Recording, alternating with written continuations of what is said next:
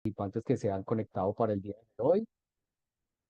Es un placer que nos acompañen. Espero que muchos de ustedes hayan estado en las sesiones anteriores y continúen con las próximas. Aquí ustedes pueden observar nuestro calendario de actividades. Hoy tenemos nuestra sesión de subestaciones blindadas y nos acompaña nuevamente el ingeniero Juan Carlos Rodríguez.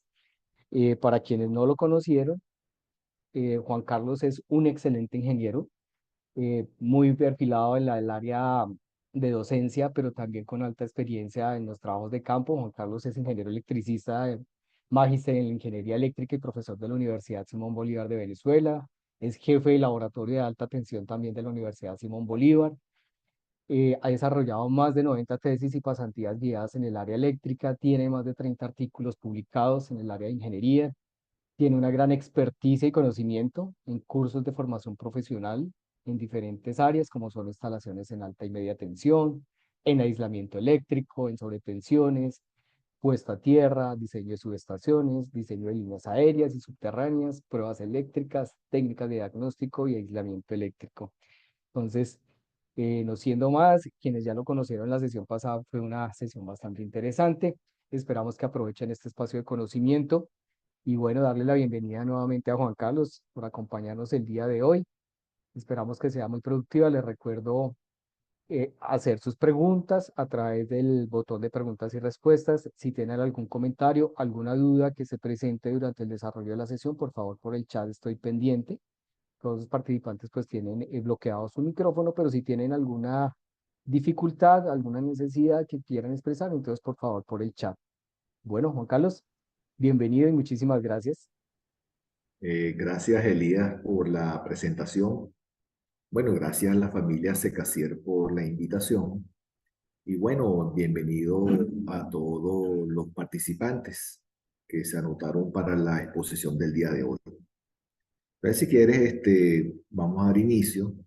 Eh, Empiezo a compartir pantalla y Bueno, Juan Carlos, voy a interrumpirte un momentico ya que me hicieron una sí, pregunta en el chat desde el comienzo y es si se va ok, a compartir el material de la presentación.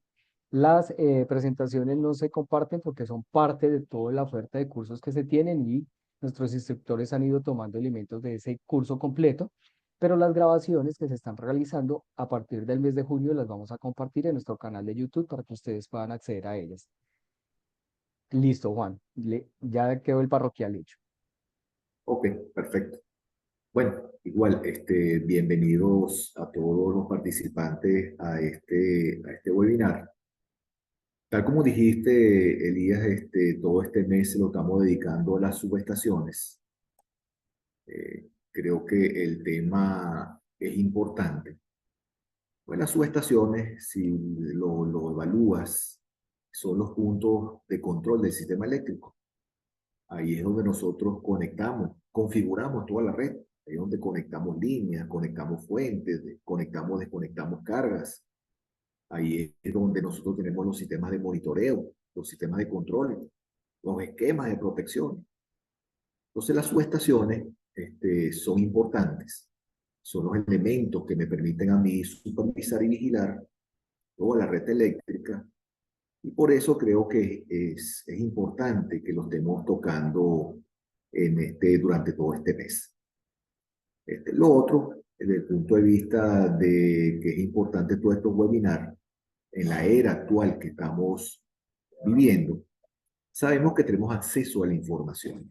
Bueno, yo creo que entramos en un buscador Google, colocamos la palabra subestación y bueno, pare usted de contar todas las referencias bibliográficas que vamos a conseguir. Y tenemos esa información a la mano, pero hoy en día eso hay que manejarlo con cierto criterio.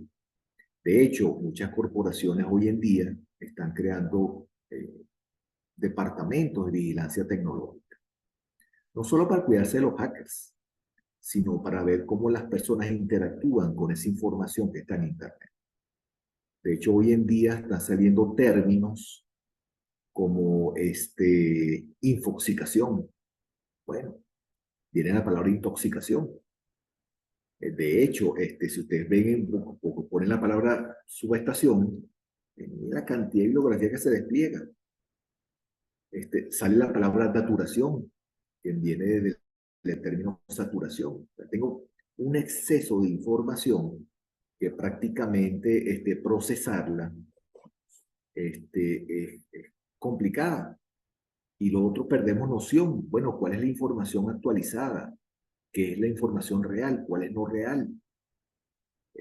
Acuérdense que la información que aparece o el orden que aparece en la Internet está manejada por intereses en la empresa que financian toda esta publicación. Entonces, bueno, ahí sale inclusive una palabra que se llama internesia, haciendo alusión a lo que es amnesia. Un poco la parte cómo tú manejas ese volumen de información. Yo por eso creo que estos webinars son importantes. Los cursos de formación son importantes porque dan criterios sobre referencias bibliográficas actualizadas, de cómo manejar estos temas. Y esos criterios son importantes al momento que tú revisas todas esas fuentes bibliográficas que tú puedes conseguir en la red. Entonces, bueno, un poco para darle la debida importancia a la actividad que estamos realizando. Hoy en particular les voy a atacar el tema de subestaciones blindadas o subestaciones encapsuladas. Este tema no es nuevo. Este tema, las subestaciones blindadas tienen en el mercado más de 40 años. No es una información nueva. Pero en estos 40 años hemos avanzado bastante. Se han mejorado los procesos industriales, las técnicas de fabricación, las técnicas de control, de supervisión, y eso ha afectado a la industria, en el caso de las subestaciones encapsuladas, de forma positiva. Digamos, ahorita en términos de costos, en términos de confiabilidad, en términos de proveedores, hay ahorita una mayor cantidad de proveedores. Así que estas opciones se están volviendo cada vez más atractivas. Y yo creo que en esta época, bueno, vamos a describir los aspectos más importantes de este tipo de construcciones, de subestaciones, porque un ingeniero hoy en día debe tener en su cartera de opciones este tipo de subestación. Vamos a ver sus ventajas, sus desventajas, y es una opción constructiva que hoy en día es competitiva con otras tecnologías, y dentro de nuestro repertorio de opciones creo que debe estar este tipo de subestación. Entonces, bueno, vamos a hablar un poquito de esto. Ahí está una imagen de introducción. A mano izquierda está lo que sería una subestación encapsulada, subestación blindada, y a mano derecha lo que es una subestación convencional, cuyo aislamiento importante es el aire, mientras que a mano izquierda ustedes ven que las conexiones están rodeadas de un envoltorio metálico y su aislamiento suele ser el tipo gaseoso, pero un gas distinto al aire. Bien. Entonces, bueno, comparando esas dos formas constructivas, las que llamamos ICE, Air Insulated Substation, aislamiento a base de aire, y la que estamos o vamos a tratar el día de hoy, que son las GIS, que es Gas Insulated Substation, un poco que son esas subestaciones aisladas en un medio gaseoso que no es el aire. Pero bueno, la idea es hablar un poquito de la GIS, compararla, o bueno, vamos a tomar como referencia las subestaciones en aire, que es la que conocemos, y vamos a ver qué es lo diferente que tiene una GIS, las particularidades, y de tal forma que si lo evaluamos como una opción constructiva, sepamos cuáles son esos puntos particulares que hay que tomar en cuenta. Bueno, pensando en esto, yo creo que cuando uno le hablan de una GIS, estoy seguro que la primera imagen que uno le viene a la mente es el tamaño. Creo que es el rasgo más distintivo de una GIS. Es la comparación del espacio físico que lo ocupa respecto a una subestación convencional en aire. Estamos hablando de que una GIS te ocupa entre el 20 y el 30% del espacio físico de una subestación equivalente en aire. Entonces, bueno, ahí salta una primera diferencia importante, el uso del espacio que se dispone para construir la subestación. Hoy estamos hablando de una reducción de espacio de forma importante, lo cual hoy en día puede ser un factor determinante en zonas altamente pobladas, donde el espacio no está disponible. Otra imagen similar, fíjense, esta subestación en aire, sencilla, tiene dos bahías de llegada de línea a transformador, una bahía de interconexión, y fíjense que en tono resaltado azul está el equivalente a lo que sería una GIS. Fíjense la comparación de espacio, bueno, resalta la diferencia. Y hay otros aspectos que son distintos. Si uno ve una subestación aislada en aire, bueno, de hecho, si pudieron participar en la sesión del martes, que hablamos de diseño de subestaciones, uno de los puntos que tratamos fue el hecho de que cuando se selecciona un equipo, una subestación convencional, oye, aparte de la tensión nominal, de la corriente nominal, que son los aspectos eléctricos, había que incluir como criterio de selección las condiciones de instalación, las condiciones ambientales. No es lo mismo una subestación, una zona costera, a una zona montañosa.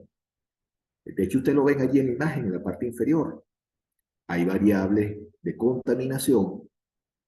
Fíjense la imagen que está en la parte final a mano derecha. Bueno, la parte de congelación. Entonces, el aislador o el equipo eléctrico, además, tiene que estar especificado para las condiciones ambientales en las cuales va a operar. Entonces, bueno, esto es una dificultad que tiene que tomarse en cuenta cuando se diseña una subestación que usa el aire como medio aislante. Él está expuesto a las condiciones ambientales. ¿Qué otros aspectos resaltan? Bueno, el espacio físico. No solamente el espacio físico, sino todas las obras civiles que esto involucra. Estamos hablando de una extensión de terreno que debe ser aplanada. Hay que colocar los pórticos, las estructuras de soporte, las bases donde van a estar colocados los equipos, las vías de acceso por donde van a ingresar esos equipos. Debo tomar en cuenta las distancias mínimas en aire, distancias de seguridad para que las personas puedan transitar por esos espacios físicos. O sea, hay muchos aspectos de una subestación en aire para que se pueda implementar adecuadamente.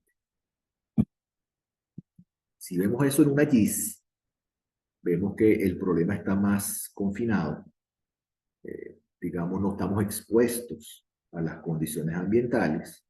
Todos los componentes eléctricos están rodeados de un envoltorio metálico puesto a tierra. Entonces no estamos expuestos a las condiciones ambientales.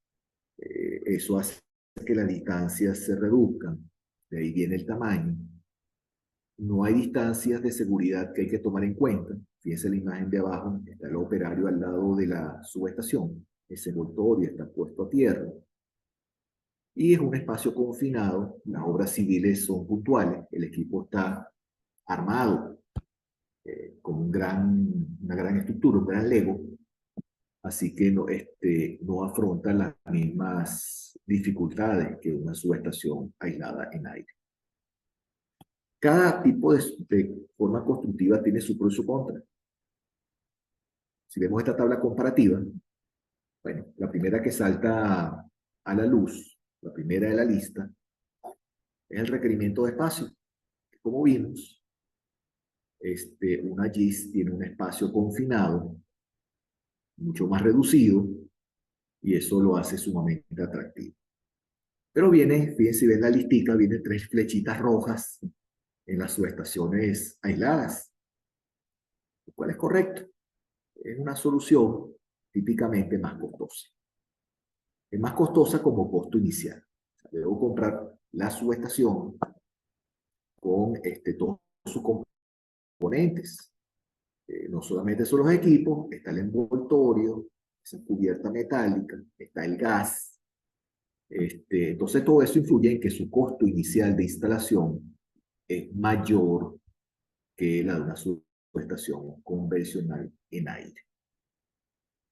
Después de esos tres ítems, fíjense que uno de los ítems que está en rojo es flexibilidad, lo cual es correcto. Si ustedes ven una subestación en aire, bueno, si tengo espacio de terreno, yo puedo seguir creciendo.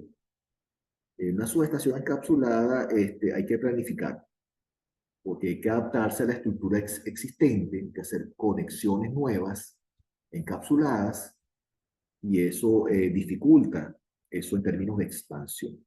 Es más limitado allí. Después viene una serie de columnas verdes para las subestaciones encapsuladas, que lo hace nuevamente atractivo. Uno, los términos de seguridad, como vimos, el envoltorio está puesto a tierra. Viene la parte de confiabilidad, no estamos expuestos a las condiciones ambientales. Entonces, eso le da cierta inmunidad a ese efecto ambiental. Sobre todo en esta época, vimos la afectación que hubo en Centroamérica y México, por la parte de esta nube ambiental que hubo. Bueno, una subestación encapsulada no está expuesto a esa condición. Por lo tanto, el ambiente no lo afecta, no afecta su operación, y ese es un gran punto, como comentamos, a favor. Y sigue otros términos que favorecen, es la parte de mantenimiento. Mucho del mantenimiento que recibe una subestación expuesta al aire tiene que ver con el efecto del ambiente en los aislamientos, sobre todo los aislamientos externos, cosa que una subestación encapsulada no tiene. Entonces, hay una diferencia importante en costos de mantenimiento, periodicidad de mantenimiento, horas de mantenimiento, que una GIS mucho menor comparada con un equivalente en aire. Punto en contra de una GIS. ¿Qué pasa cuando hay una falla? Una de las ventajas de las subestaciones en aire es que la línea es visible. O sea, yo puedo hacer una inspección visual y puedo detectar un punto de falla. Una GIS no. Una GIS tiene un envoltorio metálico que rodea a la parte activa, al conductor. Por lo tanto, la GIS, los componentes internos no son visibles. Si no son visibles, la detección de falla es mucho más complicada. Y una vez que se detecta el punto de falla, viene una parte de reparación que involucra retirar el gas, retirar el envoltorio, o sea que la parte de reparación es mucho mayor. Por eso se dice que el tiempo de recuperación por falla es mucho mayor en la GIS comparada con equivalente en aire. Eso pasa similar, por ejemplo, en instalaciones en cables subterráneos. En la ciudad de Caracas tenemos una red de instalación de cables subterráneos que alimenta la ciudad.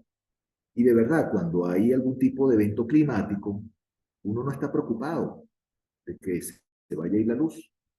La red está protegida de esas condiciones ambientales. Cosa que una red aérea siempre está a la expectativa de que bajo ciertas condiciones ambientales pueda haber un corte de luz. Entonces, bueno, ahí está la desventaja, pero cuando hay una falla en la red subterránea, oye, localizar la falla, el cable no es visible, las horas de interrupción son mayores. Un poco muy parecido a lo que es una GIS. Bien. Entonces, mira, en el momento que uno trate de ver si la opción en aire o la opción en GIS es más o menos competitiva, uno tendría que armar una especie de matriz técnico-económica, donde uno pondera los costos iniciales, pero pondera todos aquellos factores que están en esta lista y ve en una balanza, los compara, y estoy seguro que si hacen el ejercicio, van a ver que la GIS suele ser atractiva en ciertas condiciones. Por eso les digo, es una opción importante que el ingeniero tiene ya que cargar o colocar en su carpeta de conocimiento, porque es una opción que se torna factible en ciertas condiciones.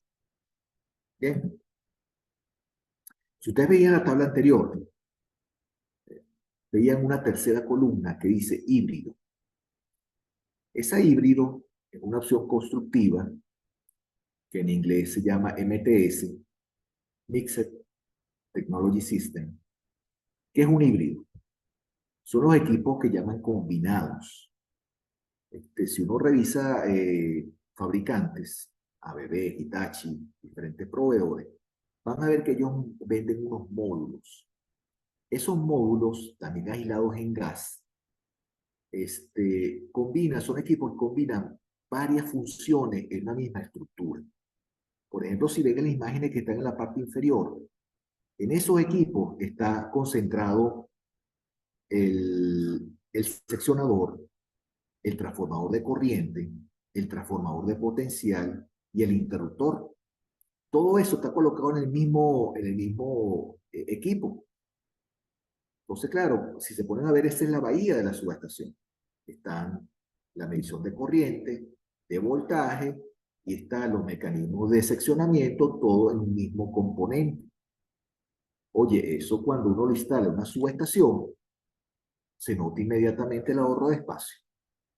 Fíjense la imagen que está en la parte de arriba, una subestación convencional, dos bahías de llegada de línea, dos salidas al transformador y una bahía de interconexión. Fíjense abajo, se sustituyó las bahías por estos equipos compactos. Fíjense que se reduce toda la bahía a un equipo que está colocado allí. Bueno, esta imagen que lo estoy mostrando es bastante publicidad. Fíjense que la parte del parquecito se hizo más grande. Pero bueno, una ventaja, que es ahorro de espacio. Tiene sus desventajas. La desventaja del costo. Oye, si se daña un componente, se daña todo el equipo. Tiene sus desventajas, pero por eso les digo, hay que colocar en una balanza las ventajas y desventajas, y en base a eso es que se toman las decisiones. Bien. La sesión de hoy, bueno, ya vieron las opciones que hay. Están los NTS, que es una solución intermedia. Y a nivel de subestaciones encapsuladas, hay opciones hasta 52 kilovoltios, que son las celdas. Y hay celdas también aisladas en gas. Por arriba de 52 kilovoltios ya hablamos de subestaciones que tienen varias bahías, que son las GIS. Entonces, hay soluciones de este tipo encapsulado, blindado, tanto a nivel de distribución como a nivel de transmisión. En las imágenes que les voy a mostrar, vamos a hacer particularidades a las subestaciones mayores a 52 kilovoltios. Pero el tema aplica también para subestaciones menores, tipo celdas. Pero bueno, las imágenes están enfocadas a subestaciones mayores a 52 kilovoltios. Entonces vamos a ver, acuérdense que les comenté que vamos a tomar como referencia la subestación aislada en aire y vamos a ver qué son los cuidados especiales que hay que tener en cuenta con las subestaciones encapsuladas, con las GIS. Lo primero es la planificación. Bueno, cuando se planifica una red eléctrica, uno planifica la subestación. Esa etapa de planificación es donde se toma en cuenta la parte de confiabilidad. Fíjense que es como el esquema que está en pantalla. Fíjense que estamos mostrando una subestación, doble barra. Hay bahías de entrada, bahías de salida transformador, una bahía de enlace. Esta etapa de planificación del sistema eléctrico no toma en cuenta si va a ser aislada en aire o va a ser aislada en gas, si una ICE o una GIS. Simplemente es la planificación de lo que es la confiabilidad de un sistema eléctrico. Una vez que tengo este esquema, es cuando yo lo traslado a una parte física, y ahí es donde entra la parte, lo que es la opción de que sea una GIS. Es el mismo dibujito que vimos hace rato en la lámina anterior, solo que ustedes están viendo que los equipos están colocados dentro de un envoltorio metálico, y el medio aislante que se maneja dentro de ese envoltorio es un gas, típicamente es el SF6. Ahorita hay otras opciones, vamos a hablar de eso. Pero fíjense que es todo, es la planificación, el mismo esquema doble barra, pero los componentes están protegidos o contenidos dentro de este envoltorio metálico. Ahí resalta como unas banditas rojas que ustedes ven allí. Eso es parte de la confiabilidad de una GIS. Esos son separadores de gas. Entonces eso permite que yo tenga dos compartimientos separados. Están conectados eléctricamente, pero por el punto de vista del gas están separados. Son separadores. Inclusive los compartimientos no tienen por qué tener la misma presión de gas. Depende de los equipos que estén contenidos allí. Entonces la ventaja de esto es confiabilidad. En caso de que haya una avería en uno de los segmentos, oye, eso, como no hay una comunicación de gas entre los compartimientos, eso de alguna forma aísla el problema y no permite que otros sectores de la GIS sean afectados. Entonces es común, ahorita vamos a ver unas imágenes de cómo son esos separadores. Es común que entonces la GIS se segmente, se divida en sectores, para minimizar cualquier problema que haya en el gas, o que ese componente averiado pueda ser sacado de servicio sin que se corte sin que por una fuga de gas, por ejemplo, afecte a otros componentes. Esos separadores son fijos, no son unas llaves que hay que girar, una llave de agua, no, no. Esos separadores son aislantes fijos, simplemente no hay comunicación entre sectores. Están perfectamente separados. Cuando uno ve cómo está construido la GIS, básicamente sigue el mismo esquema de una subestación en aire. Fíjense que abajo está el dibujito que les mostré en la lámina, la primera lámina. Son los mismos componentes. Hay un seccionador, hay un transformador de corriente, un transformador de potencial, un interruptor. Solo que esos equipos están contenidos en esos recipientes. Fíjense que tiene una estructura modular. Cada bahía está contenido en un módulo. Si uno detalla, pues cada módulo tiene una función. Este sería el módulo de llegada de línea por cable. Y ese que está en la parte de lo que es la llegada de los cables. Y aquí están colocados los diferentes componentes. En este esquema, fíjense que hay una salida, si ven el dibujo que está en la parte de abajo, a un esquema doble barra. Entonces, fíjense que yo cuando uno esto a otro módulo, estoy haciendo una continuidad de lo que sería la barra.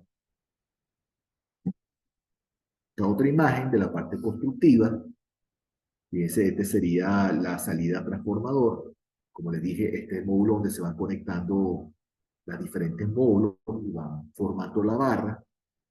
Aquí están los equipos. Aquí estaría lo que es el seccionador, el interruptor, transformador de corriente y la salida por cable al transformador. Abajo está el módulo de enlace de barras, está el seccionador, el transformador de corriente. Entonces, cuando se va armando modularmente, cuando uno revisa el módulo, no se da cuenta que son los mismos componentes que una subestación en aire.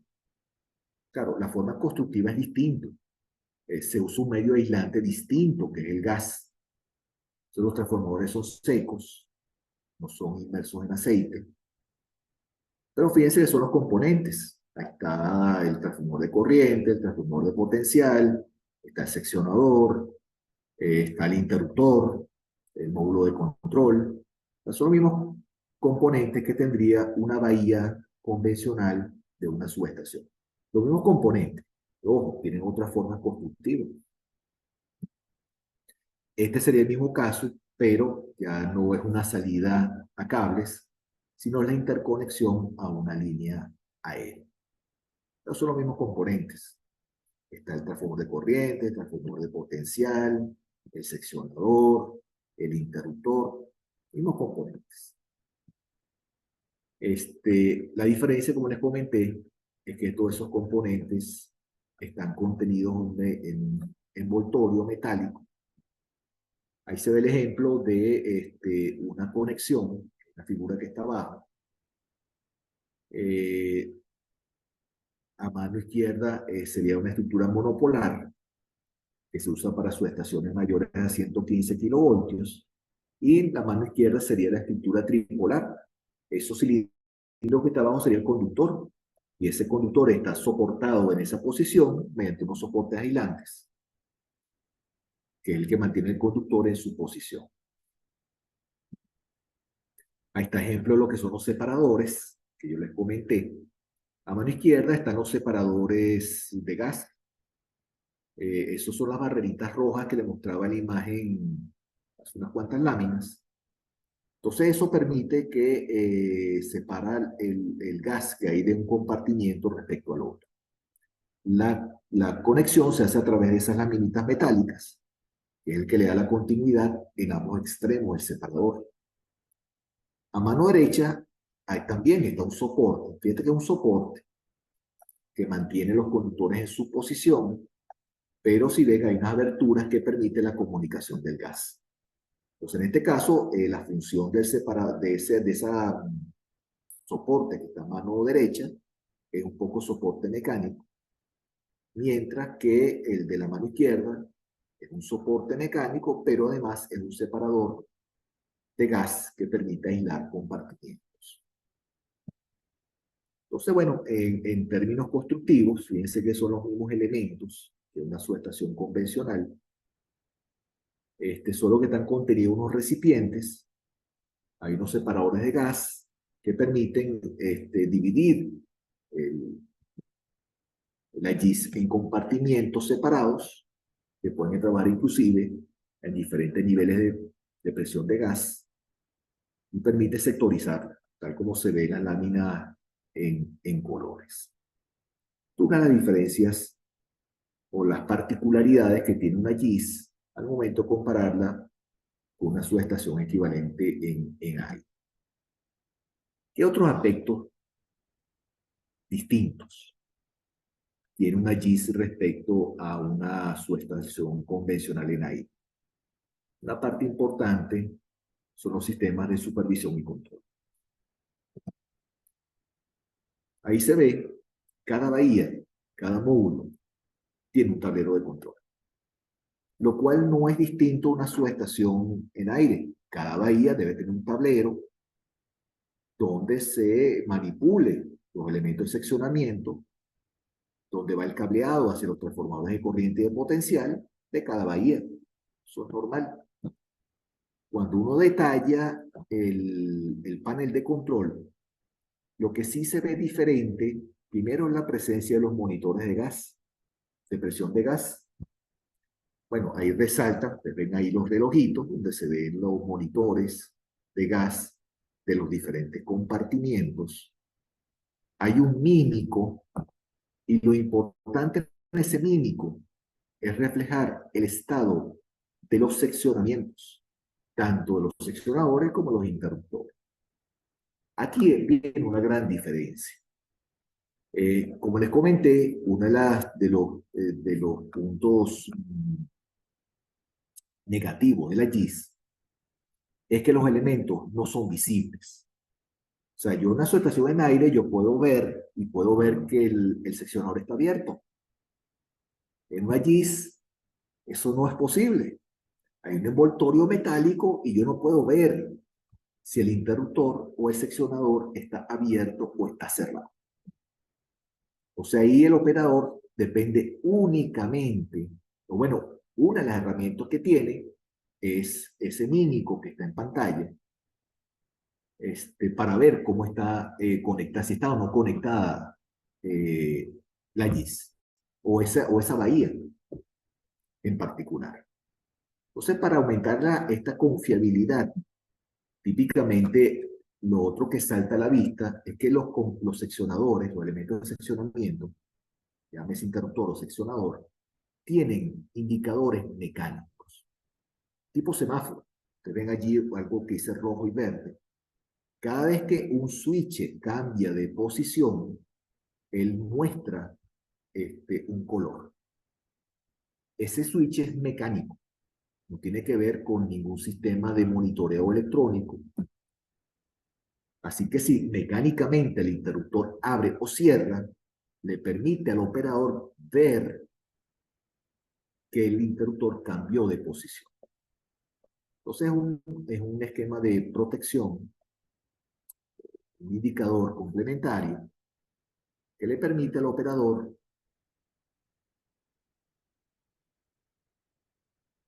Mira, hay una pregunta de Carlos que la vamos a ir respondiendo a lo largo de la exposición. Es interesante tu pregunta sobre la vida útil del gas, el reemplazo. Ok. Eh, Interesante. Les hablamos de que hay diferentes presiones. Puedo tener diferentes presiones en las diferentes cámaras de la GIS. No es que sean presiones muy distintas. Típicamente, cuando hablemos del gas, vamos a ver que hay dos utilidades del gas, como medio aislante o como medio de extinción del arco eléctrico, que es lo que usan los interruptores. Son los elementos que interrumpen el arco eléctrico. Típicamente la cámara que maneja el interruptor tiene mayor presión respecto a los restantes. Entonces, pero las presiones son muy similares. No es que haya una diferencia importante de presiones, pero sí se pueden manejar eh, presiones distintas. Por ejemplo, un ejemplo, hiciste una reparación y quieres probar el compartimiento que se reparó. Entonces, bueno, tú puedes someterlo a una presión distinta para hacerle pruebas y verificar que no hay fugas. Entonces, por eso te digo que esos separadores permiten que tú manipules las presiones, ya sea por una condición de prueba, una condición de mantenimiento o una condición de operación. Las otras preguntas del gas, cuando vamos a dedicarle un espacio al gas, porque es uno de los rasgos distintivos de la GIS. Bien, bueno, disculpen la interrupción, pero estamos hablando de que al hacer comparaciones de una subestación en gas con una subestación convencional, lo primero es que los componentes no son visibles. Entonces, en el caso de los seccionadores, elementos de seccionamiento, está este complemento mecánico que le permite al operador verificar si el interruptor está abierto o está cerrado. Es un mecanismo de control, de seguridad. Ahí hay otro ejemplo. Fíjense que se ve unas posiciones verde y rojo. Cada vez que esto que está en la mano derecha, rojo, es un seccionador de puesta a tierra. Entonces se ve que cada vez que cambia de posición, está en posición verde. Es más, hay dos topes que son dos tornillos. Bueno, ahí se ve si está en posición verde, está conectado a tierra o no está conectado a tierra. A mano derecha está ahí está un seccionador con enclavamiento a tierra. El que está vertical es el de tierra. Y se ve también a mano izquierda un indicador tipo semáforo. Y se ven dos topes, verde y rojo, que le indican al operador si el seccionador de tierra está conectado o desconectado. Eso es importante para no producir una falla dentro de la GIS. Lo otro que van a ver rango distintivo, que nuevamente parte del mecanismo de seguridad, son mirillas. Las mirillas es para ver lo que está pasando adentro. Es lo que les digo, una de las desventajas de la GIS es que los componentes están ocultos. Entonces, esos GIS, esas mirillas, perdón, me permiten ver el estado de los interruptores. Fíjense que a mano derecha, si ustedes ven el circulito, ahí está la conexión del seccionador. Ahí está cerrado. Si se abre, ustedes ven que esta barrita se despegaría. Y uno diría que el interruptor está en posición abierta. De hecho, si ven el indicador mecánico, está en rojo. Si ven aquí una ruedita en color verde y rojo, está en rojo indicando que está cerrada. Si se abre, uno vería que esta pieza gira a la posición verde y se ve la mirilla que se desconecta. También esas mirillas están puestas en otros puntos, un poco para ver en caso de una falla, el operador puede tener una imagen visual del tipo de deterioro que puede haber ocurrido dentro de ese compartimiento en particular. Esto es todo el rango distintivo de la GIS, esa presencia de mirillas que permiten, en caso de cualquier eventualidad, verificar el estado de los componentes internos y además, bueno, ver el estado de los equipos de seccionamiento, como les comenté. Entonces, un rango distintivo que tiene la GIS. Lo otro, que es un rango distintivo, es que por confiabilidad se trata de reducir el tamaño de la GIS al máximo. Uno considera que el ambiente dentro de la GIS es limpio, es pulcro, no hay partículas contaminantes. De hecho, cuando ustedes vean la construcción de una GIS, lo primero que van a ver es el cuidado que se tiene al ensamblar. Van a ver que se arma una carpa, la carpa está sellada, van a ver que los operarios entran dentro de los compartimientos con indumentaria, bueno, pelo recogido, guantes, protección en los zapatos, porque todo esto viene pensado en que el ambiente dentro de allí no tenga ningún tipo de elemento contaminante. De hecho, en esta lámina lo que les muestro son los principales problemas o fallas que se detectan en la GIS. Y fíjense que la primera es partículas sueltas. Cualquier partícula, un pelo, ya es un punto posible de falla en una GIS, porque él reduce las distancias. Entonces, de ahí sale la idea de la pulcritud en el trabajo. De hecho, cuando hablemos del gas y el deterioro del gas, vamos a ver que la parte contaminante es uno de los efectos, es uno de los causantes de que se dañe el gas. Entonces, cualquier partícula flotante, cualquier irregularidad en la superficie de los conductores, produce falla. Además de posibles imperfecciones que hay en los soportes, bueno, soportes aislantes, pero posibles fallas que puedan tener allí. Esas son las fallas más comunes que ocurren en una GIS. Partículas sueltas, irregularidades en los elementos, que haya algún tipo de rotura en los separadores, son las principales causas. Y como les dije, cuando ocurre una falla, no es visible. Entonces, un poco para compensar eso, hoy en día, ahí sí la tecnología ha avanzado bastante, se colocan sensores. Acuérdense cuando hay una falla, hay una chispa, primero hay un evento eléctrico. Segundo, la chispa genera una variación de presión, es una onda mecánica, hay un efecto luminoso. Se colocan sensores para adosados ya sea internamente o externamente para captar esa señal eléctrica o mecánica. Aquí se ve un ejemplo de los sensores internos. Fíjense que estos son los compartimientos que permitiría que una celda o que un módulo se una al otro. Bueno, yo puedo colocar allí un sensor que tiene contacto interno con la parte interna de la celda.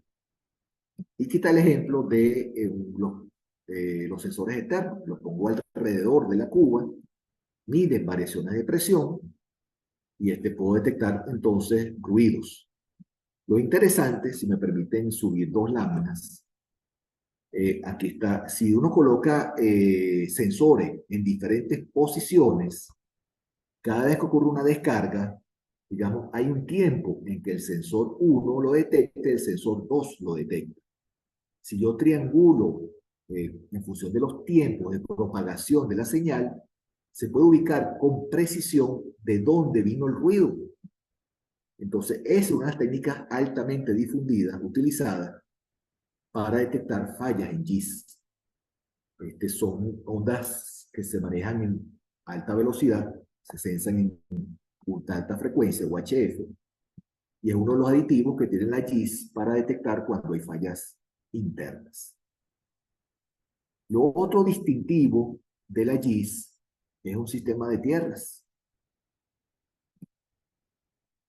¿Qué problema tiene la GIS?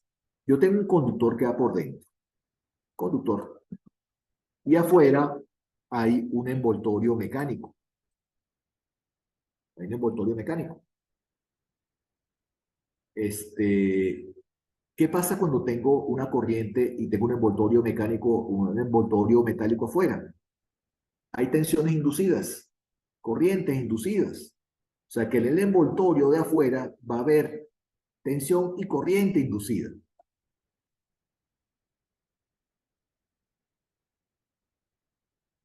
Bueno, Carlos me hizo una pregunta interesante, pero lo vamos a dejar para el final. Para la sesión de preguntas. Fíjate, entonces el problema es que en la carcasa externa va a haber tensiones inducidas. ¿En qué me afecta eso? Que si yo coloco la mano en una parte de la superficie de la GIS y la coloco la otra mano a 1 metro de distancia, entre esos dos puntos hay una diferencia de voltaje. Y ahí puede haber una situación de riesgo. Entonces no solamente hay corriente circulando, sino que hay diferencias de tensiones que hay que tener en cuenta. Entonces ahí es donde juega un papel importante el sistema de puesta a tierra. Uno, como hay tensiones inducidas, ¿qué pasa si hay un pequeño espacio de aire y hay voltaje entre sus extremos? Puede ser una chispa. Entonces, uno de los aspectos importantes es que toda la estructura metálica tiene que tener continuidad. No puede haber un pequeño espacio de aire y una diferencia de voltaje, porque saltaría una chispa. Entonces, uno ve que hay sistemas de interconexión. A mano izquierda, fíjense que está como una especie de tornillo, si lo ven. Es un mecanismo de expansión. Acuérdense que cuando se calienta algo, los metales se dilatan, se expanden. Y es un mecanismo que permite absorber esa dilatación. Pero fíjense que hay una cuerdita que garantiza continuidad eléctrica entre los extremos. Igual lo ven en la imagen de la derecha, igual lo ven aquí. Fíjense que hay una barra que garantiza que todo va a estar interconectado.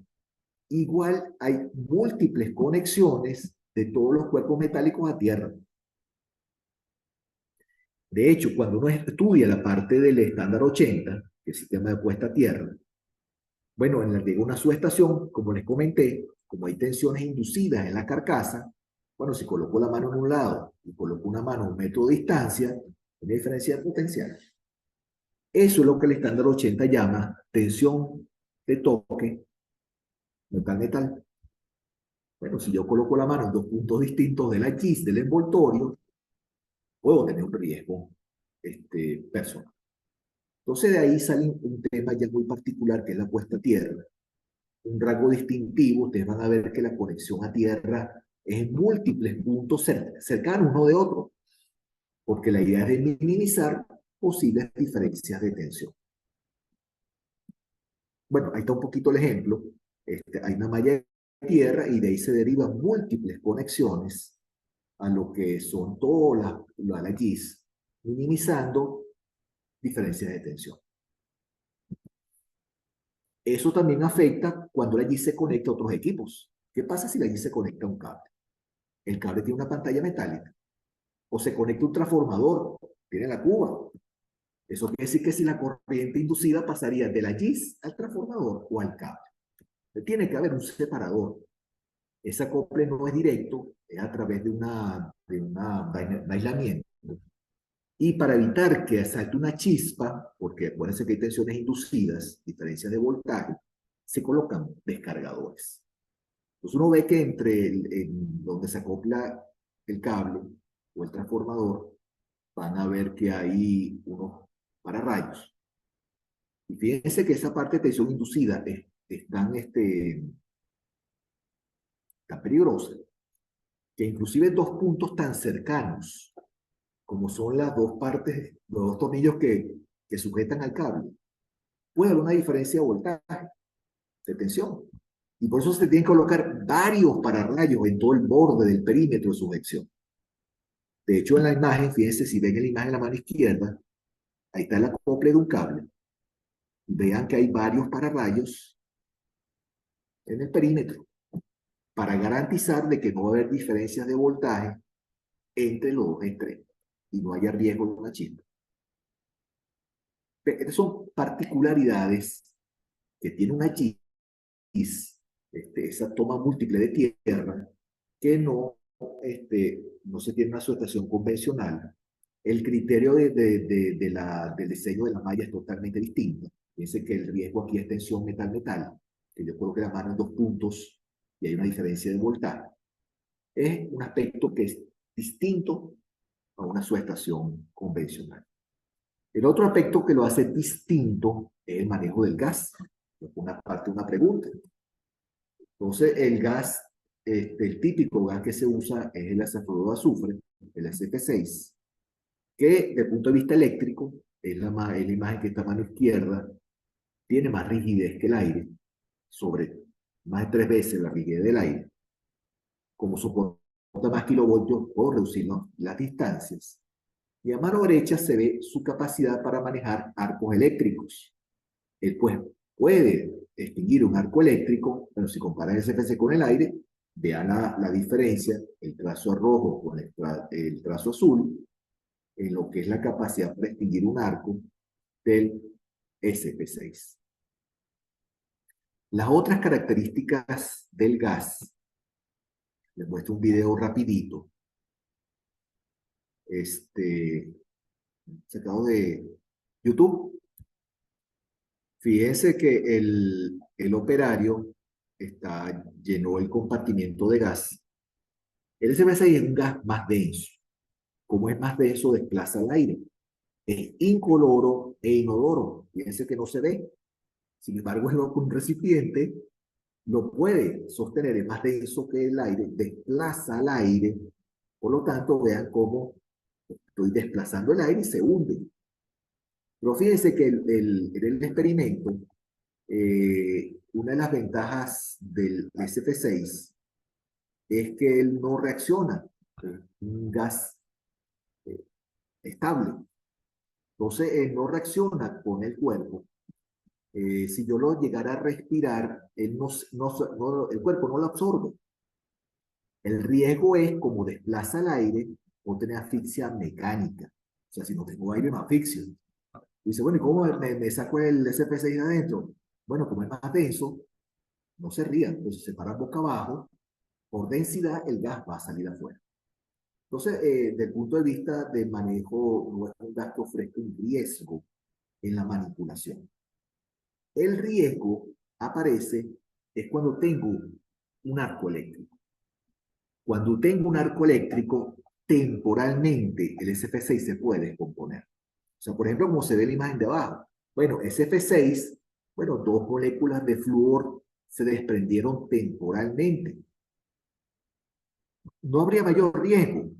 El problema es cuando hay contaminación. Que adentro de la cámara haya, por ejemplo, agua, oxígeno. Entonces esa molécula de flúor que se desprendió, en vez de retornar a su molécula original, se combina con el agua. Y ahí aparecen ácidos y otros compuestos que sí son nocivos y pueden afectar a la misma GIS o a cualquier componente que tenga dentro. Típicamente el riesgo es una descomposición del SF6 en presencia de arco eléctrico. Cualquier chispa puede generar ese tipo de descomposición y que el ambiente interno no sea 100% puro y hay una aparición de un compuesto secundario. De hecho, cuando ustedes vean una GIS, tienen una oportunidad, van a ver que se agregan como unas pelotitas, son secantes. La idea de eso es absorber esos contaminantes. Y en presencia de un arco, si se descompone el SF6, que no se combinen con esa partícula contaminante. Fíjense que a mano izquierda están todos los subproductos que aparecen, producto de que haya agua, oxígeno dentro de la cámara, dentro de la GIS. Se forman ácidos, óxidos, una serie de subcompuestos que afectan al SF6. Lo otro, viendo que el SF6 se puede contaminar, el uso del gas se divide como que en grandes, dependiendo del grado de contaminación que tenga. Tengo un gas nuevo, que me lo venden en bombonas.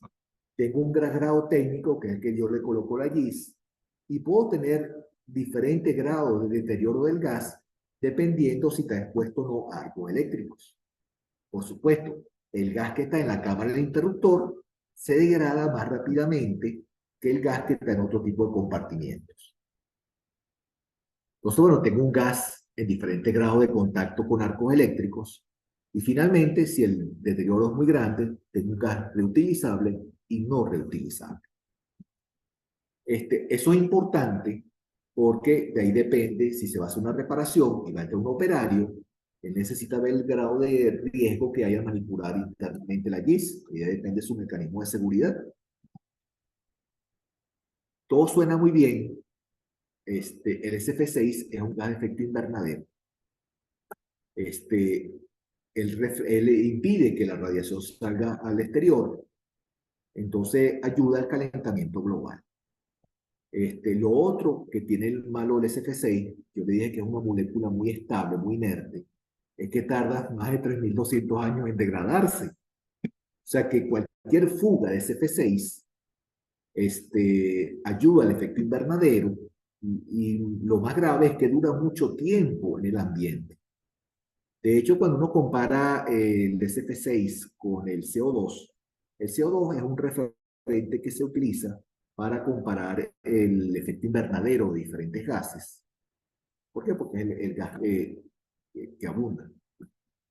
Bueno, un kilogramo de CO2 equivale, un kilogramo de SF6, perdón, como ven en pantalla, equivale a 23.900 kilos de CO2. Un poco para que vean el impacto ambiental de cuando liberamos SF6 al ambiente. Entonces, un gran acuerdo internacional sobre el uso del SF6 es implementar medidas para evitar fugas accidentales. Entonces, se ha organizado todas unas medidas legales que vigilan el SF6 desde su producción hasta su despacho a nivel de fabricante y a nivel del usuario desde que lo recibe hasta que lo va a desechar.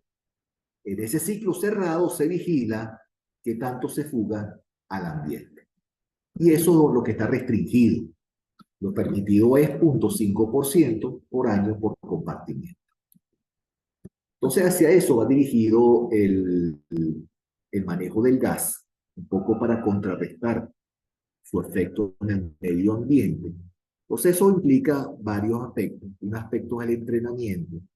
Bueno, el personal que maneja el GIS y va a hacer actividades de mantenimiento tiene que conocer las propiedades del gas, el riesgo de la descomposición, como les mostré, la indumentaria de seguridad, y la parte cómo hago yo para sacar el gas que está afuera sin que se pierda el ambiente y no haya un efecto ambiental. Entonces ahí está el uso de los aparatos, como les muestro. Bueno, hay aparatos que permiten vaciar el compartimiento en una bombona y después, cuando yo termino la reparación, me permite volver a incorporar el SF6. El mismo aparato mide el grado de deterioro del SF6. Y de ahí puede salir entonces varios en función de los compuestos que se midan. Se puede medir, mira, el gas está bien, se puede recuperar, se puede quitar parte de los compuestos ácidos que se hayan formado, se puede reutilizar, ya sea porque el aparato mismo puede recuperar o hay que mandarlo al fabricante, o si no se puede utilizar y hay que incinerar. La incineración lo hace el mismo fabricante. Es lo que te digo, se contabiliza el flujo SF6 para asegurar de que no haya liberaciones accidentales al ambiente. Bueno, ahí están las medidas de seguridad. Oye, es un monitor que se coloca en los ambientes donde está la GIS, pero es de seguridad personal. El sensor, cuando haya SF6 dentro de la sala donde está la GIS, eso es síntoma de que hay una fuga. Puede ser que el gas no es visible, no lo puedo ver. Lo otro es hacer pruebas de fugas, agua con jabón, o un aparato sensor, o cuando es una fuga grande lo pueden captar las cámaras termográficas. Esto es una prueba, por ejemplo, se envuelve los compartimientos en gas, en una bolsa. Como el gas es más denso, suele quedar atrapado. Después uno coloca el sensor y ve si hay fuga. Entonces hace sobre todo recién instalada la GIS. Y hay una especie de recubrimientos de emergencia que uno, en caso de detectar fuga, en poliuretano, uno lo rocía alrededor del compartimiento con fuga y genera un sello temporal. Esto un poco para cumplir con las limitaciones ambientales para evitar fugas. A raíz de esta parte ambiental, ya varias empresas están tratando de formular sustitutos. Bueno, sustitutos basados más en el uso de CO2, de otro tipo de gases, sustituyendo los gases fluorados, que son los que producen efecto invernadero. Pero bueno, hay un compromiso. Parte de la ventaja de la GIS se está perdiendo al usar otros gases. Primero, el tamaño no es el mismo. Estamos hablando de subestaciones cuya reducción de espacio es menor del 50%. Ahí se pierde parte de la ventaja de la GIS. Y los otros, el manejo del arco eléctrico, no son tan eficientes, por lo tanto, lo que es el interruptor suele degradarse o suele tener más periodos de mantenimiento y suele ser más grandes. Entonces, bueno, eso está en el mercado. La parte ambiental se está tomando en cuenta hoy en día, pero se sigue manejando el SF6 como gas aislante principal. Bueno, muchas opciones comerciales todavía lo manejan y no está prohibido, lo que está reglamentado su uso para evitar fugas accidentales. Bien. Bueno, apreté un poquito la velocidad ahorita al final, viendo la hora. Pero estos son los aspectos importantes que hay que tomar en cuenta al momento de instalar una GIS. Bueno, ya vimos que los componentes son los mismos. El cuidado de la visión de que no puedo ver los componentes internamente genera todo un sistema de control alterno. El sistema de detección de fallas por sonido, UHF. La parte de lo que es tierras, que es distinto a una GIS, y la parte del manejo de SF6, que es muy particular de este tipo de subestación. Bueno, ahora sí vamos a ver preguntas, dudas. Respondí una en el camino, pero me quedaron varias pendientes. Entonces, le doy la batuta a Elías para que hagamos la sesión de preguntas. Bueno, Juan, muchísimas gracias por toda la explicación sobre las subestaciones blindadas, subestaciones GIS, muy interesante. Bueno, creo que una de las preguntas que quedaron aquí fue cómo se detectan puntos calientes en una GIS, ¿cierto? Que dijiste que la dejaste para lo último, no sé si la alcanzaste a contestar o no. Sí, es uno de los impedimentos. La cámara termográfica no es rayos X. La cámara termográfica no te permite ver lo que está pasando por dentro. Y eso es parte de la mirilla. Parte del objetivo de la mirilla es poder detectar posibles inconvenientes dentro de la GIS. Esas mirillas tienen un cristal que permite que la pistola infrarroja la pistola termográfica, perdón, pueda sensar la temperatura en el interior. Acuérdate que la pistola termográfica, que es el que se usaría para detectar un punto caliente, no es rayos X, ellos no atraviesan. De hecho, si es un vidrio convencional, él reflejaría el vidrio y no podrías ver adentro. Es un cristal especial que permite que la pistola, el rayo, la lectura infrarroja pueda ser detectada por la cámara y puedas ver la temperatura interior. Por eso muchas de las mirillas van colocadas en los puntos de seccionamiento, que es donde también puede ocurrir en mayor probabilidad los puntos calientes. Pero no hay, hay sensores en ciertos puntos de temperatura internos, pero también lo puedes hacer con una pistola termográfica. Eso es parte de lo que se podría implementar. Perfecto, Juan. Y bueno, Carlos Morales había hecho unas preguntas al principio también. Decía, ¿qué presión debe tener el gas en los diferentes componentes o cámaras? ¿Qué frecuencia debe ser sustituido el gas? ¿Qué pruebas se realizan al gas para garantizar su correcto aislamiento y su vida útil? Ok. ¿En qué frecuencia sustituye el gas? Mira, si no se deteriora, ahí lo que se hace es que se toma una muestra de gas y se le mide el contenido de su compuesto. O sea, SF6 puro es SF6.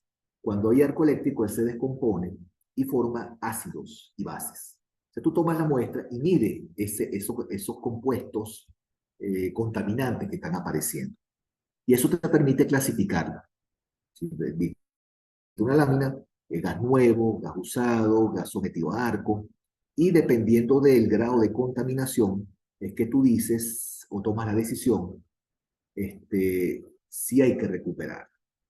Mira, el gas puede ser recuperado en el 95% de las veces. Simplemente si lo te das cuenta, puedes retirar el compuesto, el aditivo contaminante, y el SF6 tiene larga vida útil. O sea, estamos hablando de que un allí puede durar más de 50 años y se deteriora por la componente externa y no por el gas. O sea, el gas tiene larga vida útil, de ahí sale la preocupación del medio ambiente. De hecho, si el gas no te diste cuenta y el gas se deterioró, una fuga, penetró humedad, bueno, ahí sí en ese caso, en muchos casos inclusive el fabricante lo puede recuperar. En un bajo porcentaje, ya al final de la vida útil de la GIS, es que ese gas se incinera. Pero mira, desde el punto de vista de la propiedad del gas, el gas tiene larga vida útil, mucha vida útil. Y lo que te digo, mientras tú garantices presión y pureza del gas, el gas está en condiciones eh, óptimas para seguir funcionando. De hecho, en el tablero de control hay dos tipos de alarma. Una alarma de mínima presión, pero mínima presión donde todavía se garantiza el aislamiento, un poco para que el operario tenga cuidado, y una segunda alarma, que es donde ya la presión es tan baja que ya no se garantiza el aislamiento. Entonces, están esos dos niveles de alarma. Pero bueno, un poquito la idea es que tú no tienes por qué sustituir el gas, a menos de que en una prueba tú halles contaminación sobre ciertos niveles. De lo contrario, si ese nivel de contaminación no supera esos niveles, el gas está conservando sus propiedades aislantes. Bueno, no sé si eso respondió la inquietud. Bueno, esperemos que sí. Si Carlos tiene alguna duda Ah, respecto a las respuestas de sí, José, entonces por favor nos escribe. Y bueno, por acá César Estrada también escribió, bueno, ¿qué sí. porcentaje de GIS respecto a las ICE están en uso? Mira, ahorita el porcentaje es relativamente bajo. Eh, eh, Hay algo que yo siento que es la primera impresión que lleva la gente, es el costo inicial. Cuando tú ves el costo inicial, es un costo elevado comparado con una subestación convencional. Claro, parte de esa inversión tú la vas a recuperar en mantenimiento. Como no vas a tener un mantenimiento tan frecuente, parte de ese costo de mantenimiento se reinvierte. Entonces, la recuperación de la inversión lo vas a ver en el tiempo, que es algo muy parecido que ocurre con las energías renovables. O sea, tú tienes un costo de inversión de una planta fotovoltaica. Oye, tú vas a recuperar la inversión en ahorro de factura en el tiempo. Igual pasaría con la GIS. Tú el retorno de esa inversión la vas a ver cuando tú veas que los costos de mantenimiento y la confiabilidad, los costos de confiabilidad son importantes. O sea, te estás ahorrando cortes de servicio producto de condiciones ambientales. Y eso tiene un costo que te puede influir en la toma de decisiones cuando instalas una GIS o una subestación en aire. Donde yo veo que se están instalando, se instalan GIS, son por ejemplo cuando tienes condiciones ambientales no favorables. Por ejemplo, aquí en Venezuela está una isla, en Margarita, que hay las condiciones ambientales, sobre todo en el perímetro, donde hay viento de mar, son realmente severas. Y ahí se instalaron muchas GIS, un poco para hacer inmune el sistema eléctrico a esas condiciones ambientales. Lo otro, se instala mucho en ciudades de alta densidad demográfica. Oye, cuando tienes alta densidad demográfica, ¿de dónde sacan los metros cuadrados para construir una subestación? O bueno, tienes una subestación altamente densa, ocupada, y el consumo sigue aumentando, y tienes que cambiar el transformador a uno más grande. ¿De dónde sacas el espacio? Bueno, están las instalaciones soterradas, una opción, pero una subestación ya es un espacio más importante. Y allí sin duda la puedes construir en el sótano de un edificio, sin inconveniente. Entonces tienes una ventaja de espacio que hoy en día se está valorando bastante. Ajá. Perfecto, José. Bueno, otra pregunta, ¿cómo están evolucionando las normativas y estándares de seguridad en relación con las subestaciones eléctricas blindadas? Mira, en parte normativas se está trabajando mucho con el gas. Esa parte del impacto ambiental, del efecto invernadero, bueno, lo ven a diario, hay mucha énfasis en el control del calentamiento global. Y el SF6, nos guste o no, está en la lista de gases fluorados que generan efecto invernadero. Claro, cuando tú comparas el porcentaje de SF6 que se libera comparado con otros gases, es muy chiquito, pero su permanencia en el ambiente de 23.900 años hace que sea un gas de cuidado. Entonces, hoy en día se está tratando de buscar un sustituto tecnológico, pero no se ha encontrado. O sea, normativa sobre el uso de otro tipo de gases todavía no hay. Lo que sí hay son medidas de control de uso de CFC. Ahí sí. Oye, desde que el fabricante decide fabricar del gas, ya él tiene que llenar un control que diga, mira, fabriqué tantos kilos de gas, despaché tantos kilos de gas. Entonces tiene que haber ahí se llega un control estricto. Mira, si hay diferencia, ¿dónde está la diferencia? En el ambiente. Ahí se raspan al fabricante. Igual le pasa al usuario. Claro, en los países donde hay control, tú tienes que justificar cada kilogramo de SF6 que llegue a faltar. Tienes que soportarlo y tienes que justificar. Ahí las normativas es donde están trabajando, están más actualizadas. Y lo otro que no hemos mencionado, pero hay que tomar en cuenta. Cuando ustedes deciden construir una GIS, es un matrimonio de 50 años. O sea, el periodo de vida útil de la GIS es sumamente largo. Y tú cuando compras una GIS, tú te casaste con un fabricante, con ABB, otro fabricante, Hitachi.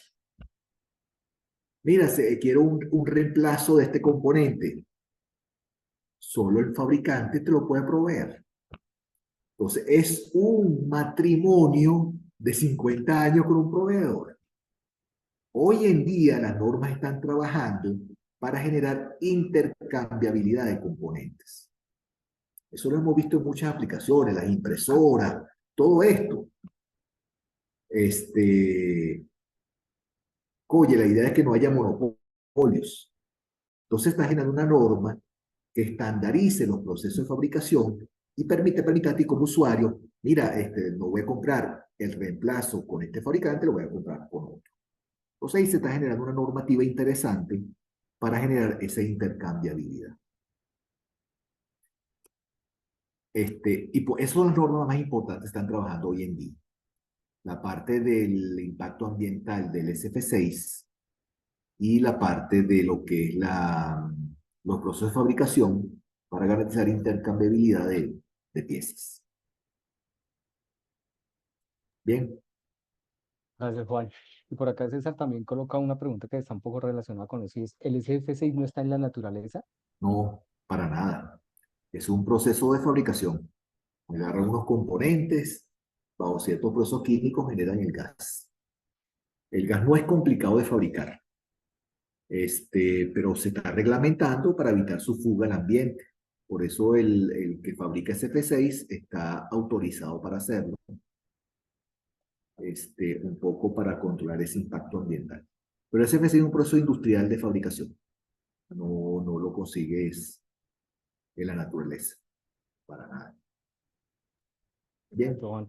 Bueno, y una última pregunta que yo te tengo es, ¿cuál es el costo aproximado de una subestación GIS respecto a una aislada por aire? Hablamos de que el tamaño es 20 a 30% de una subestación por aire, pero en costo, ¿cuánto sube el costo en relación una con la otra? mira, bastante. Estamos hablando que una GIS en aire es el 40% de un costo en GIS. Entre el 40 y cuidado, si no un poquito menos. Por eso te digo, si tú seleccionas, tomas la decisión en base al costo de instalación, por eso tal vez eso justifica por qué no está tan extendida el uso de la GIS. Parte del costo lo vas a ver retribuido en costos de mantenimiento y en costos de interrupción de servicio. O sea, el número de fallas en una GIS es ínfimo comparado con una aislada en aire. Y el efecto, la tasa de salida por efecto ambiental, ni lo compares. Es muy pequeño. Claro, cuando tú entonces le pones costo al mantenimiento, costo a la interrupción, tú vas a ver que la balanza se nivela. Entonces te va a salir que el costo de la GIS es muy atractivo al compararlo con el costo acumulado de la subestación en aire. Si lo ves solamente en costo inicial, bueno, todo el mundo se va por el aire. Cuando lo ves en costo acumulado, es cuando tú ves que la opción es competitiva. Si además tú le pones costo al uso del terreno, como en ciertas zonas, ahí te vas a dar cuenta de que te sale más rentable la GIS que una subestación en aire. Lo otro que también no hay que despreciar es la vida útil. La vida útil de una GIS, caso de los 50 años, tú todavía consigues hoy GIS en operación con más de 50 años instalado. ¿Dónde se te comienza a ver problemático? Cuando tratas de buscar repuestos. Yo quieres ampliar la GIS. Bueno, la GIS ha mejorado de tecnología. De hecho, las GIS ahora son cada vez más chiquitas, más pequeñas, ahorra más espacio. Entonces las piezas no son intercambiables. Por eso es que te comentaba de la parte normativa para tratar de estandarizar las piezas y haya intercambiabilidad entre diferentes proveedores. Bien, Muchísimas gracias. Y bueno, complementando, César preguntaba que cuántos años de vida tiene la GIS y son 50 años que tú no, mencionaste, ¿cierto? cuidado si no más. Perfecto. Bueno, no hay más preguntas por aquí, Juan Carlos. Agradecerte muchísimo tu exposición, muy interesante, muy clara. Se nota ese perfil académico.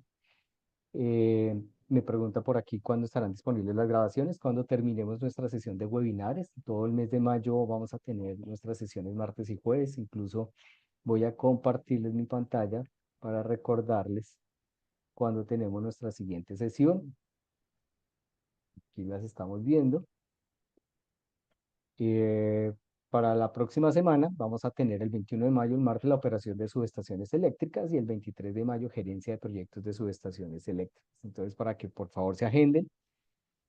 En el chat les acabo de compartir el vínculo de inscripción para cada una de las dos sesiones de la próxima semana, para que por favor, entonces, quienes no se han inscrito, pues lo puedan hacer. Si tienen personas que están interesadas en esas dos sesiones, también lo pueden compartir sin ningún problema. Bueno, querido Juan Carlos, muchísimas gracias por acompañarnos en estas dos sesiones de este martes y jueves. Fueron muy interesantes. Vemos la importancia de profundizar en estos conceptos porque, como ustedes bien dicen, estos son brochazos de conocimiento, pero hay oportunidad de profundizar con nuestra oferta de cursos que hemos compartido en diferentes sesiones. Entonces los invitamos a que si tienen dudas, si tienen comentarios, si tienen necesidades de formación en sus compañías, en sus empresas o en sus equipos de trabajo, por favor comuníquense con nosotros y les estaremos atendiendo esas necesidades. Las grabaciones vamos a publicarlas en el canal de YouTube de Casier. Como les digo, una vez terminemos en el mes de mayo, en junio les estaremos compartiendo los vínculos de esas sesiones. Bueno, Juan Carlos, muchísimas gracias. Gustavo, que está también detrás del telón, muchísimas gracias por todo ese apoyo que nos han brindado. Nos vemos la próxima semana. Un feliz fin de semana. Juan, un abrazo muy especial. Todos estén muy bien. Saludos a todos. Feliz día.